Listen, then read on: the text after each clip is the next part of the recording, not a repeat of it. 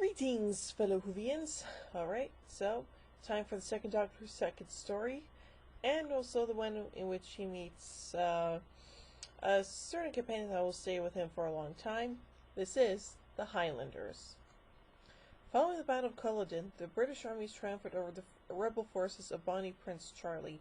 When the TARDIS arrives, the Doctor, Ben, and Polly encounters fleeing Scots rebels and are taken prisoner by them. They all hide in a deserted cottage with the laird Colin McLaren, who has been badly wounded, his daughter Christy, his piper Jamie McCrimmon, and his son Alexander, who dies defending them from a patrol of English soldiers mopping up survivors.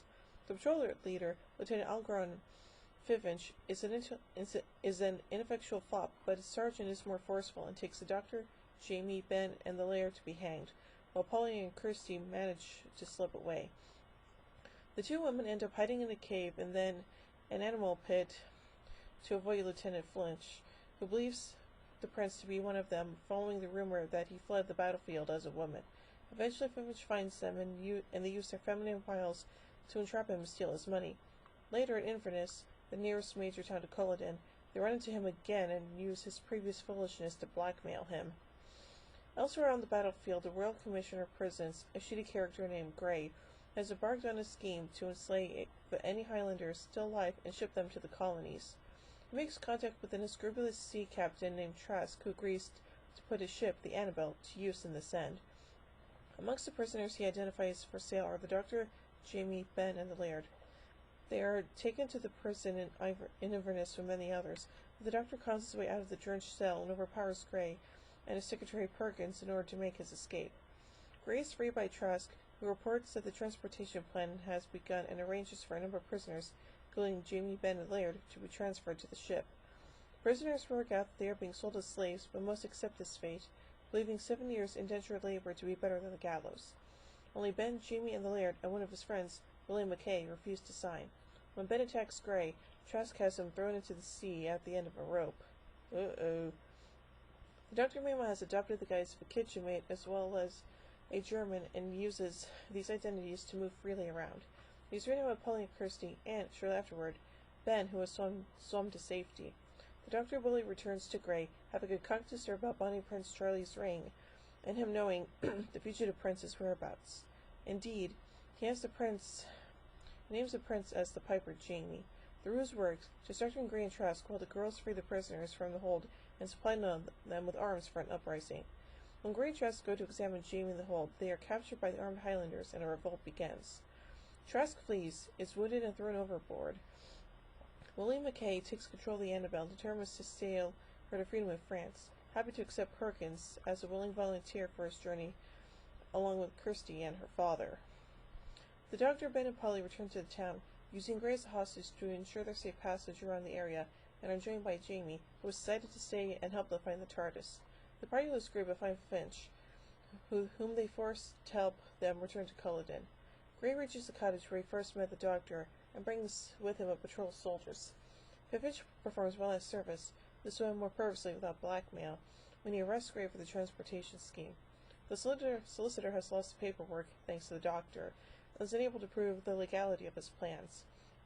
Thanked by a kiss from Folly, Lieutenant Finch departs. The Doctor, Ben, and Polly return to the TARDIS and invite their new friend, Jamie McCrimmon, on board. He nervously accepts. Well, that's pretty interesting, huh? Anyway, let's look at some continuity and production elements of this story. In the first episode, the Doctor refers to himself as Dr. Von Wehr, a rough translation of Doctor of Who. The script was commissioned from Elwyn Jones, who proved ultimately too busy to actually write it. Script editor Jerry Davis stepped in to write the serial. Jones and Davis shared on-screen credit, although Jones did no work on the script. The working title for the story was Culloden. However, a few years previously, the BBC had aired a docudrama called Culloden, which resulted in the changing of the name of this story. The Highlanders was less purely historical until Black Orchid in 1982. Patrick tried and encouraged to move away from historical stories, according to his son Michael, out of an interest in exploring real science and drama, as well as a desire to further distinguish his era from that of the previous Doctor, William Hartnell. Producer Innes Lloyd and script editor Jerry Davis were initially uncertain whether the character of Jamie would work as an ongoing character, although hence his contract had an option for 3 more serials, and ending was filmed with Jamie staying behind when the TARDIS departed. Heiss's performance during shooting ultimately convinced them that the character had potential and the ending was reshot.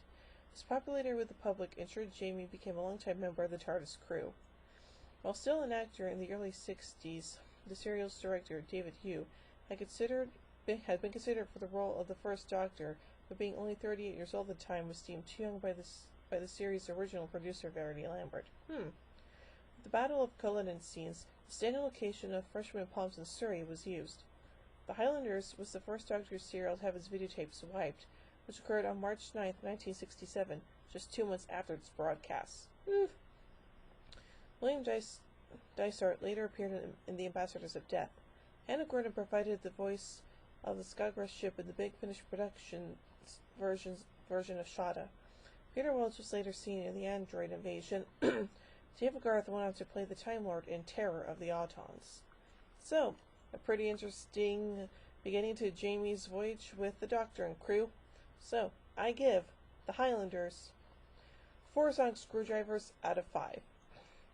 Well, join me next week as we meet the Underwater Menace. So, until then, this is Hooping Queen saying, "Oh my giddy aunt! When I say run, run! I've reversed the polarity of the neutron flow. Would you like a jelly baby? Fantastic! Allons-y! Geronimo!" Bow ties are cool, fezzes are cool, and Stetsons are cool.